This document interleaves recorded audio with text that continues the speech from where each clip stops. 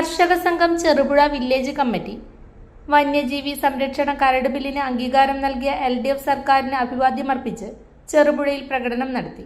KP Gopalan, MR Ratheesh, MV Sasi, RK Padmanabhan, KM Srikanth എന്നിവർ നേതൃത്വം നൽകി.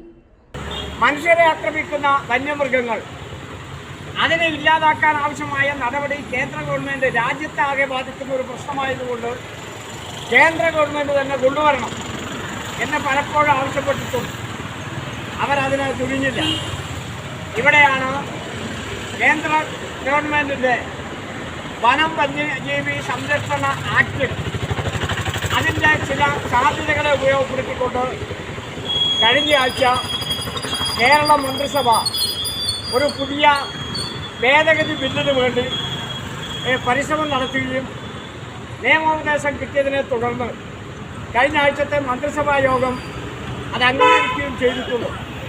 നിങ്ങൾ സ്വർണ്ണാഭരണങ്ങൾ വാങ്ങുമ്പോൾ വഞ്ചിതരാകാതിരിക്കാൻ ജാഗ്രത പാലിക്കുക.